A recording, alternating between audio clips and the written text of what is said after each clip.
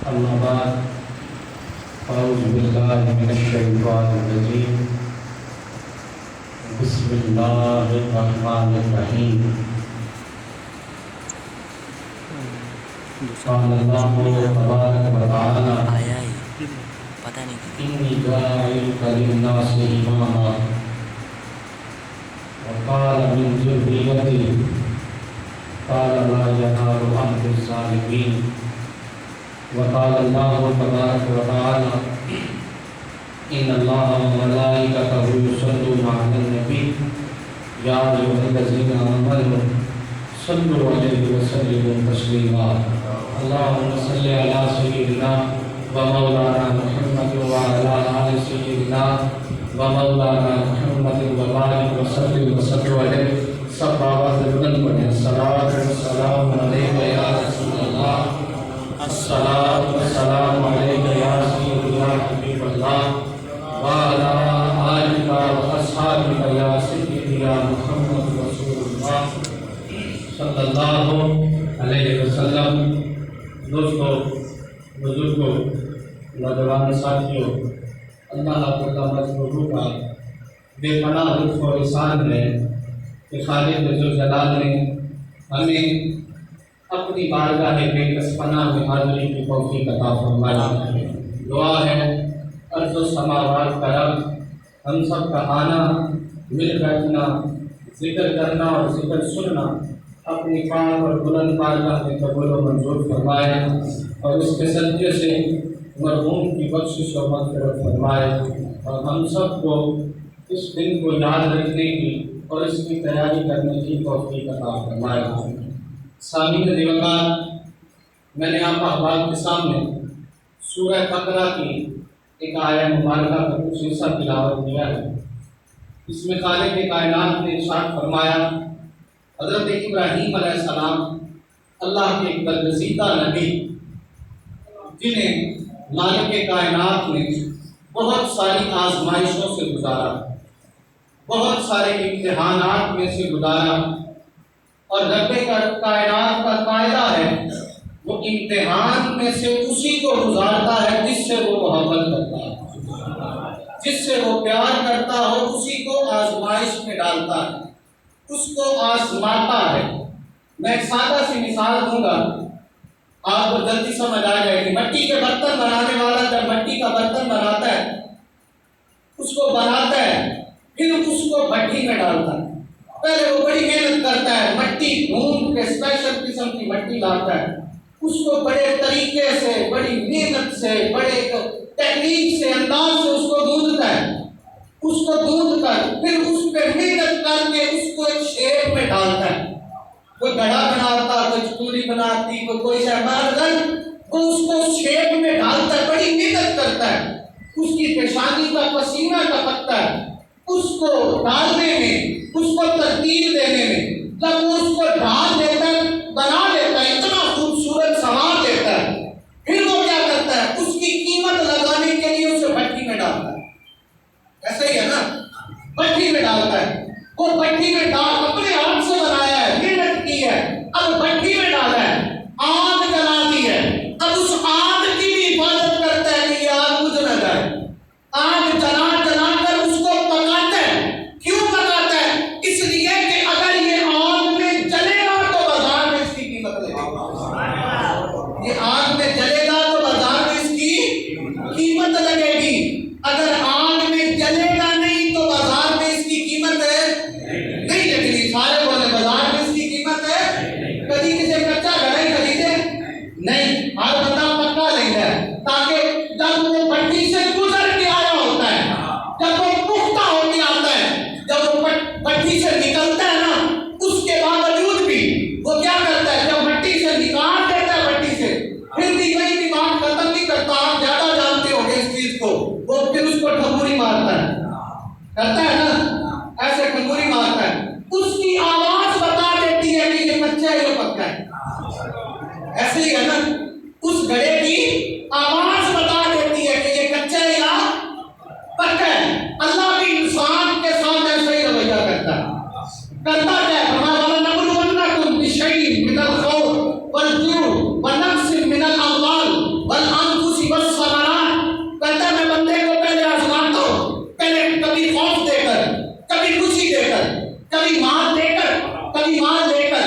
کبھی غم دے کر، کبھی رشتے دے کر، کبھی رشتے چھین کر، کبھی دوستیاں دے کر، کبھی دوستیاں چھین کر، کبھی منصب سٹیج دے کر، کبھی سٹیج منصب چھین کر میں اس کو آزماتا ہوں۔ وہ کہتا ہے جب میں اس کو آزمانا شروع کرتا ہوں وہ اس کی بٹی ہے، وہ کس سے گزر رہا ہے، فرمایا گزارتے گزارتے پھر ایک مقام آتا ہے، میں پھر اس کو آزماتا ہوں، میں پھر اس کو آزماتا ہوں۔ کیسے آزماتا ہوں؟ فرمایا میں پھر اس کو پلٹ کے اسی مقام پہ لے آتا ہوں، پھر آزماتا ہوں۔ جب آزماتا ہوں تو فرمایا جو بندہ میرے قوم سے بھی میرا رہا، جو میری دولت دیے پہ بھی میرا رہا، جو میرے منصب دیے پہ بھی میرا رہا، جس کو میں نے مار دیا تو وہ میرا رہا، جس سے میں نے چھین لیا تو وہ میرا رہا، جس کو میں نے اولاد دی تو وہ میرا رہا، جس کو میں نے رشتے دیے تو وہ میرا رہا، جو میری خاطر جس مقام پر بھی جاتا رہا، وہ جس حال میں بھی گیا، وہ بھولا نہیں کہ میں اس کا بندہ ہوں، وہ بھولا نہیں کہ میں اس کا بندہ ہوں۔ فیاض تھا محمود غزنوی کا غلام، بڑے منصب پہ فائز ہو گیا، محمود بڑی محبت کرتا تھا اس سے، قریب قریب رکھتا۔ اب لوگوں فیاض کی ایک کوٹھڑی تھی، ہر روز بادشاہ کا کام ختم کر کے شام کو فیاض اس کوٹھڑی میں جایا کرتا تھا۔ لوگوں نے بادشاہ کو شکایت کی کہ یہ جو فیاض جس کو تم اتنا قریب رکھتے ہو نا، یہ دیکھی ہیرے جواہرات چوری کرتا ہے اور فلاں کوٹھڑی میں ڈال کے آتا ہے۔ بادشاہ نے کہا یہ ہو نہیں سکتا، محمود غزنوی نے کہا ہم روز دیکھتے ہیں۔ بادشاہ نے ایک دن چھپ کے اس کا پیچھا کیا، واقعتاً محمود غزنوی نے دیکھا کہ ایاز اس کوٹھڑی میں جا رہا ہے۔ ایک دن بھی گیا، دوسرے دن بھی گیا، دوسرے دن ایاز اس کے پیچھے محمود چلا گیا، اس کوٹھڑی کی دستک دی، پوچھا کون؟ کہا میں محمود۔ دروازہ کھولا، محمود غزنوی نے کہا تم روز یہاں کیا کرنے آتے ہو؟ مجھے تیری شکایت ہوئی ہے کہ تم مال چرا کر یہاں دباتے ہو۔ اس نے کہا ایاز نے کہا محمود میں یہ راز فاش نہیں کرنا چاہتا تھا، لیکن آج میری عزت کا سوال ہے تو میں آپ کو بتا دیتا ہوں۔ اس ایاز نے کوٹھڑی کھولی، اس کے اندر ایک صندوق تھا، اس صندوق کو کھولا تو اس کے اندر ایاز کے پھٹے ہوئے کپڑے اور ٹوٹے ہوئے جوتے تھے۔ اس نے پوچھا تم روز یہاں کیا کرنے آتے ہو؟ اس نے کہا روز اپنے آپ کو اپنی اوقات یاد کروانے آتا ہوں، میں روز یہاں آ کر اس کو اس کے سامنے بٹھا کر میں خود سے مخاطب ہو کر کہتا ہوں کہ ایاز اگر آج تو محمود غزنوی کا وزیر بن گیا تو کیا ہوا، تیری اوقات تو یہ ہے، تو کہیں میرا نفس مجھے برگلا نہ لے، میں اس لیے اس کی اوقات میں رکھنے کے لیے میں یہاں آتا ہوں۔ تو فرمایا رات فرماتا ہے کہ جب میں سب کچھ دیتا رہتا ہوں اور بندہ میرا رہتا ہے، وَلَنَبْلُوَنَّكُمْ بِشَيْءٍ مِّنَ الْخَوْفِ وَالْجُوعِ وَنَقْصٍ مِّنَ الْأَمْوَالِ وَالْأَنفُسِ وَالثَّمَرَاتِ، کہتا ہے جب سارے امتحانوں سے گزر جاتا ہے تو پھر کیا ہے؟ فرمایا وَبَشِّرِ الصَّابِرِينَ، فرمایا پھر ان کے لیے میرے پاس بڑی بڑی خوشخبریاں ہیں، ان کے لیے میرے پاس بڑی بڑی خوشخبریاں ہیں۔ ابراہیم علیہ السلام کو بھی اب بندہ اسی کو، میں نے بات یہاں سے شروع کی تھی کہ رب اسی کو امتحان میں ڈالتا ہے جس سے وہ پیار کرتا ہے، جس کو وہ پسند کرتا ہے، جس کو وہ اپنی قربت میں لانا چاہتا ہے۔ ایک صحابی بات ہے مصطفیٰ صلی اللہ علیہ وسلم میں حاضر ہوا، عرض کی یا رسول اللہ مجھے آپ سے محبت ہوگی، مجھے آپ سے بولو مجھے آپ سے محبت ہوگی۔ حضور نے فرمایا کیا کہہ رہے ہو؟ سوچو۔ کہتا ہے یا رسول اللہ بس آپ سے پیار ہو گیا۔ آپ نے فرمایا پھر سوچ لے۔ کہتا ہے نہیں یا رسول اللہ آپ سے پیار ہو گیا۔ حضور نے فرمایا ذرا پھر سوچ لے، وقت لے لے، 1 2 3 4 دن ذرا سوچ وچار کر اپنی بات پہ پھر آ جانا۔ اس نے کہا نہیں یا رسول اللہ بس تہیا کر لیا، آپ سے پیار ہو گیا۔ حضور نے پھر فرمایا پھر سوچ لے، کیا کرے پھر سوچ لے۔ عرض کی یا رسول اللہ بس پیار ہو گیا، سوچ لیا۔ میرے آقا نے فرمایا پھر کہوں، وقت ابھی بھی دینے کو تیار ہوں۔ کہتا ہے یا رسول اللہ نہیں بس پیار ہو گیا۔ حضور نے فرمایا پھر تیار ہو گیا، اگر پیار ہو گیا تو پھر تیار ہو جا۔ عرض کی یا رسول اللہ کس لیے؟ فرمایا اگر تجھے ہم سے پیار ہوا ہے اور تیری طرف امتحان ایسے آئیں گے جیسے آندھی میں مٹی اڑ کے آتی ہے، جیسے آندھی میں مٹی اڑ کے آتی ہے، یعنی رب کس سے اللہ جو اللہ کے قربت میں جاتا ہے رب پھر اس کو آزماتا ہے۔ ابراہیم علیہ السلام کو رب نے آزمایا، سب سے بڑی آزمائش جو آپ سب جانتے ہیں، بیٹے کی قربانی مانگی۔ کیا کر لی؟ بیٹے کی قربانی مانگی، گھر سے نکالا، لوگوں نے پتھر مارے، گھر کا گھراؤ کیا، ہر اس سے بڑی قربانی کی مثال کیا ہوں کہ رب کائنات نے فرمایا ابراہیم سب سے بڑی قربانی دو کیا ہے؟ بیٹا ہی ہے، اور اس بیٹے کو بھی چھری کے نیچے رکھ دیا. سوچا نہیں کہ بیٹا ہے، سوچا نہیں کہ کیا ہے؟ بیٹا ہے. وہ تو رب کا وعدہ وَلَنَبْلُوَنَّكُمْ بِشَيْءٍ مِّنَ الْخَوْفِ وَالْجُوعِ وَنَقْصٍ مِّنَ الْأَمْوَالِ. آپ کے لیے وہ مثال جو میں نے بتائی ہے کہ یہ وہ کلیار کی پٹھی ہے کہ وہ جو برتن بنا کر اتنا خوبصورت ڈھال کے اس کو پھر پٹھی میں رکھتا ہے کہ یہ پکے گا، پٹھی سے گزرے گا تو بازار میں اس کی قیمت لگے گی. رب کائنات نے اپنی محبت کرنے والوں کو، اپنا پیار کرنے والوں کو آزمایا، آزمائش سے گزارا. جب گزارتے گئے، گزارتے گزارتے پھر ایک مقام یہ آیا کہ مالک نے فرمایا ابراہیم ہم تیری خدمت سے خوش ہو گئے، ہم تیری محبت سے خوش ہو گئے، راضی ہو گئے. اب کیا کریں؟ فرمایا قال انی جاعلک للناس اماما. فرمایا ابراہیم اب میں تمہیں انعام دیتا ہوں میری حکم کی پیروی پر، میرے گھر کی تعمیر پر، میری محبت میں بیٹے کے زنا کرنے پر میں اب تمہیں انعام دیتا ہوں. پوچھا باری تعالیٰ کیا انعام دیتا ہے؟ فرمایا انی جاعلک للناس اماما، میں تمہیں کائنات کی امامت دیتا ہوں. ابراہیم میں تمہیں کائنات کی امامت دیتا ہوں. اب اگلا سوال ابراہیم علیہ السلام نے کیا. آپ نے عرض کی باری تعالیٰ وقال من ذریتی، باری تعالیٰ کیا یہ امامت میرے تک رہے گی یا میری اولاد کو بھی دے گا؟ یہ امامت مجھ تک رہے گی یا میری اولاد کو بھی دے گے؟ تو رب کائنات نے فرمایا کہ ہاں لا ینال عہد الظالمین. فرمایا امامت تو دوں گا مگر ظالموں کو نہیں دوں گا، ظالموں کو نہیں دوں گا. امامت انہیں کو دوں گا ابراہیم جو تیری قدموں پہ چلیں گے، جو تیرے قدموں پہ چلیں گے. پھر ابراہیم علیہ السلام نے اگلی عرض کی کہا باری تعالیٰ اچھا اگر تو عطا کرنے پہ آیا ہے نا تو پھر یہ فقط امامت نہ دے، مجھے وہ رسول بھی دے دے جو آخر میں آئے گا، مجھے وہ رسول بھی عطا کر دے جو آخر میں آئے گا، انہیں بھی میری ذریت سے بھیج دے. جب ابراہیم علیہ السلام نے یہ دعا مانگی تھی نا کہ باری تعالیٰ محمد صلی اللہ علیہ وسلم کو میری ذریت، میری نسل میں سے پیدا کر، تو آپ ایک پتھر پہ کھڑے تھے. کہاں کھڑے تھے؟ پتھر پہ. پتھر ساری زندگی ابراہیم علیہ السلام پتھروں پہ گزاری، وہیں پہ چلتے تھے، کہیں نشان قائم نہیں رہا ابراہیم علیہ السلام کا. جب پتھر پہ کھڑے ہو کر اللہ نے امامت دی تو عرض کی باری تعالیٰ اب امامت تو دی ہے، اب ذریت محمد بھی عطا کر. جو ہی ابراہیم کے زبان سے دعائے عطائے محمد نکلی، رب نے پتھر کو حکم دیا اے پتھر ان قدموں کو ثابت کر دے تاکہ قیامت تک میرے مصطفیٰ کے مانگنے والوں کا نشان باقی رہتا ہے. اب جس پتھر پہ اب اس کو رب نے مقام ابراہیم کہہ دیا. کیا کہہ دیا؟ مقام ابراہیم. کیا کہا؟ اللہ سب کو مدینے لے جائے، مکے جائیں کبھی دیکھیں وہ پتھر آج بھی موجود ہے جس پہ ابراہیم علیہ السلام کے قدموں کے نشان ہیں. ہزاروں سال بیت گئے، رب نے نشان مٹنے نہیں دیے. کیا ابراہیم نے فقط اسی ایک پتھر پہ پاؤں رکھا تھا؟ بولو نا، ایک ہی پتھر تو نہیں تھا، وہ تو سارا علاقہ ہی پتھریلا تھا، لوگ پتھروں پہ قدم رکھتے تھے. تو ایک پہ ہی پاؤں کے نشان کیوں سلامت رہے؟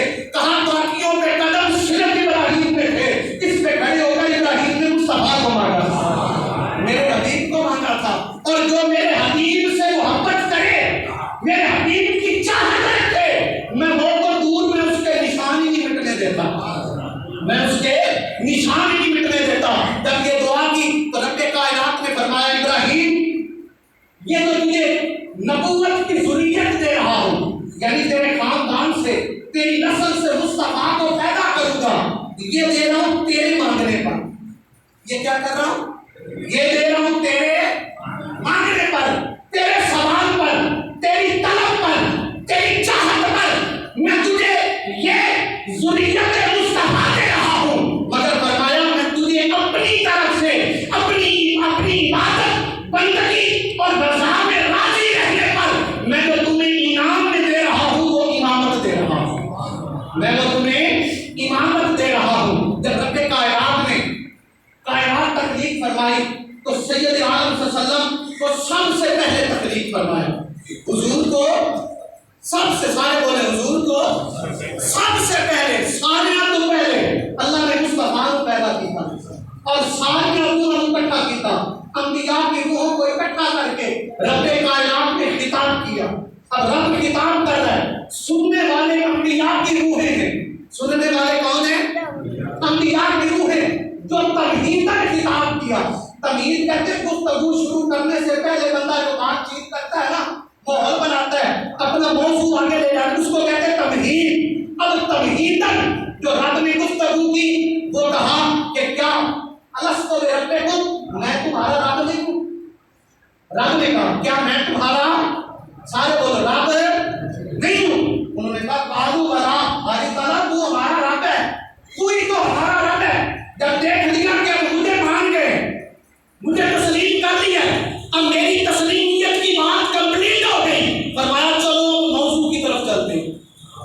اب موضوع کی طرف چلتے ہیں. کچھ اب تمہاری تعالیٰ موضوع کیا ہے؟ فرمایا الستو بربکم، کیا تم مجھے رب مانتے ہو؟ کہا قالوا بلا، ہماری تعالیٰ تو ہمارا رب ہے. کہا اگر رب مانتے ہو تو اب وعدہ کرو مصطفیٰ کو بھی مانو گے، میرے حبیب کو بھی مانو گے، میرے محبوب کو تسلیم کرو گے. اب خدا خطاب کر رہا ہے، جلسہ انبیاء کا ہے، موضوع مصطفیٰ ہے. موضوع کون ہے؟ مصطفیٰ. اب اس دن سے رب نے نبوت کے اختتام کی مہر لگا دی. نبوت کے اختتام کی مہر لگا دی کہ اب نبی کوئی نہیں آئے گا. حضور کے بعد خاتم النبیین کی مہر لگ گئی. جب نبی کوئی نہیں آئے گا، ایک نبی کی امت کو محدود رکھا.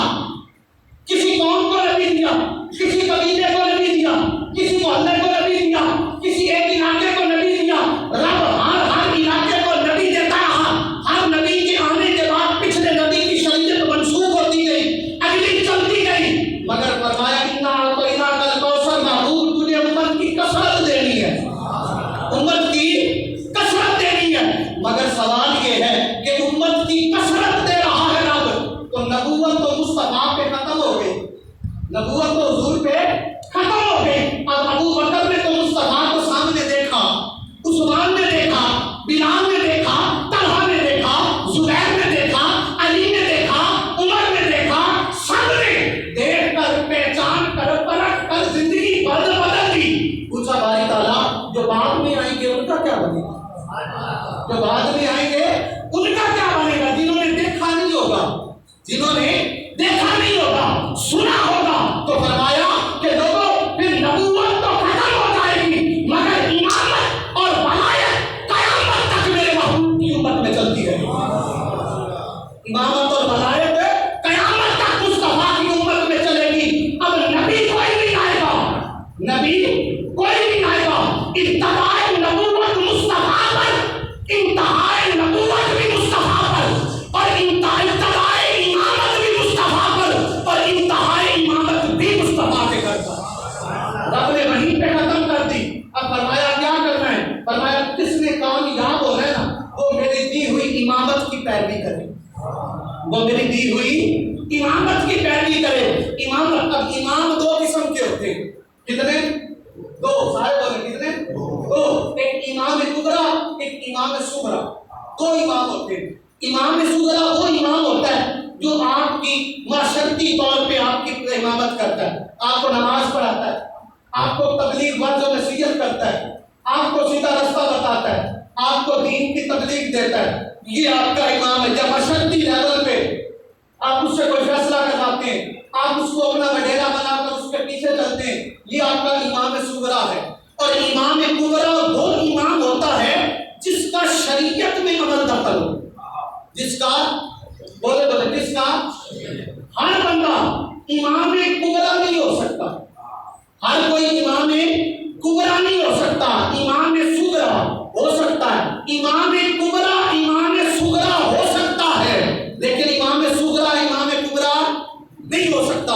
امام کبریٰ اور صغریٰ ہونے کے لیے آپ معاشرے کی چیزیں دیکھتے ہیں کہ یار کے محلے میں بڑا بندہ ہے، پڑھا لکھا ہے، سنت رسول کا پابند ہے، یہ اچھا ہے، یہ امام ہے. آپ اس کو اپنی امامت سونپ دیتے ہیں جس کو سمجھتے ہیں. تو امام کبریٰ وہ ہوتا ہے کہ فرمایا جس کا چلنا بھی انداز مصطفیٰ پہ ہو، جس کا بولنا بھی انداز مصطفیٰ پہ ہو، جس کا بیٹھنا بھی انداز مصطفیٰ پہ ہو، جس کا کھڑے ہونا بھی انداز مصطفیٰ پہ ہو.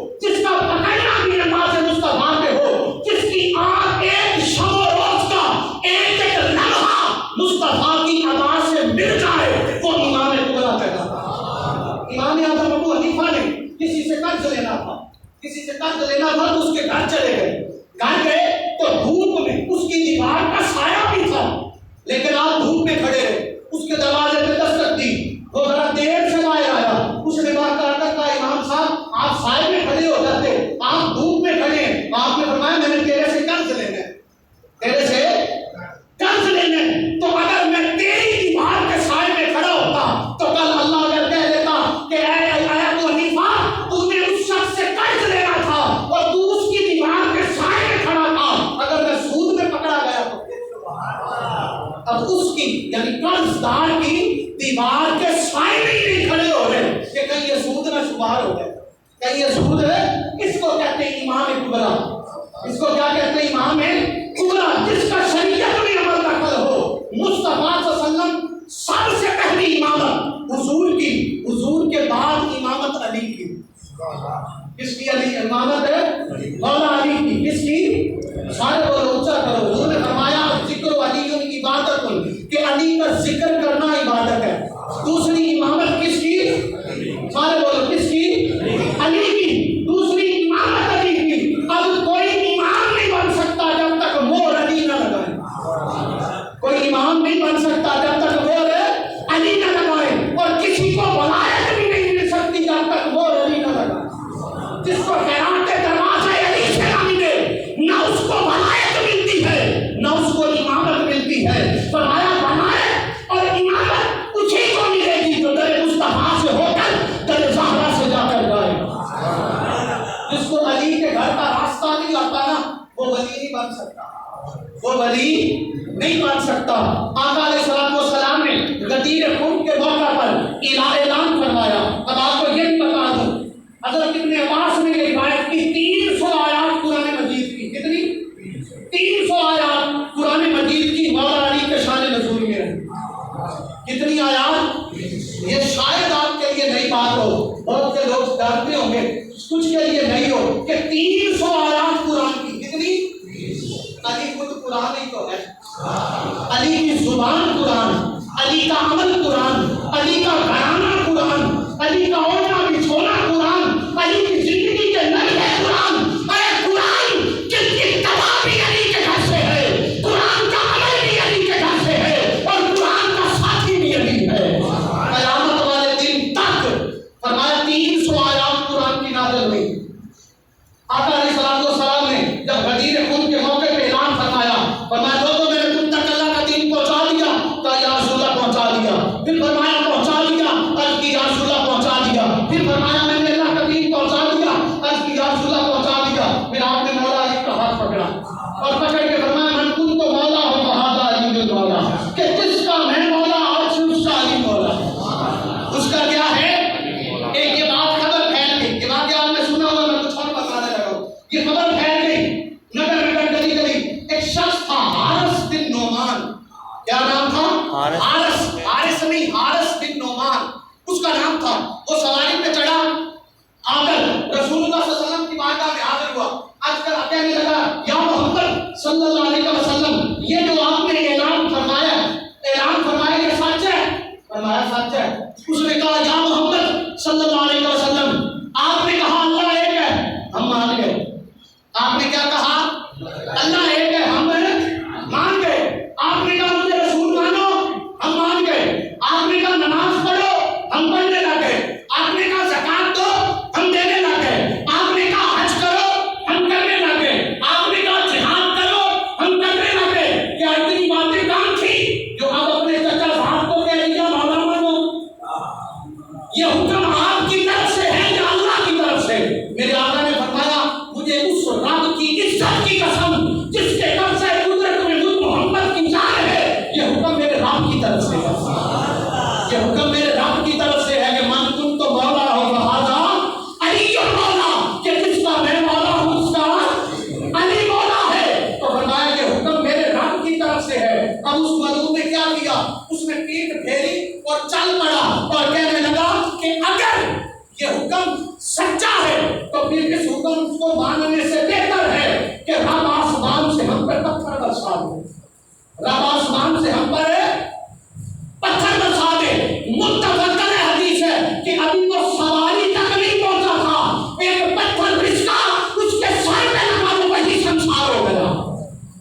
کہ کیا ہو گیا؟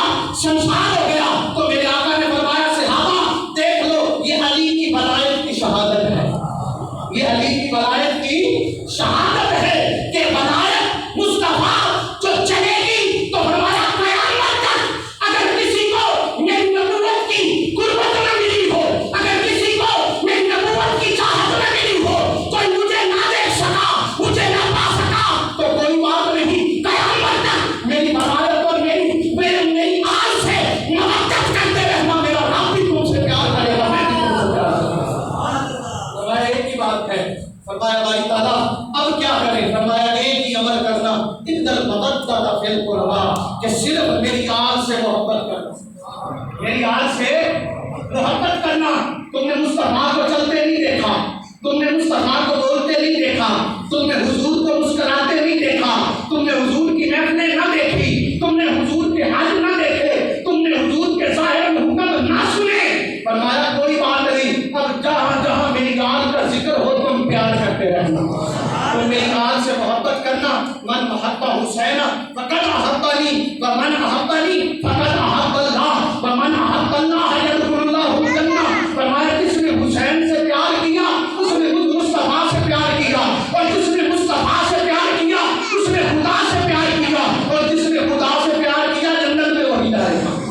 آؤ آج کی نشست میں شرکت کرنے والوں، دعوت فکر یہی ہے، پیغام یہی ہے کہ جس سے محبت کی جائے اس کی ہر چیز سے محبت کی جائے، جس سے پیار کیا جائے اس کے قول اور فعل سے بھی پیار ہو، اس کی آنکھ سے بھی پیار ہو، اس کی گندوں سے بھی پیار ہو، اس کی چیزوں سے بھی پیار ہو، اس کے نوکروں سے بھی پیار ہو۔ تو حضور کی آل سے محبت کرو، حضور کی آل کی مدد کرو، حضور کی پیروی کرو، جھوٹ بولنا چھوڑ دو، لوگوں کا حق کھانا چھوڑ دو، سود کھانا چھوڑ دو، کسی کے ساتھ زیادتی نہ کرو۔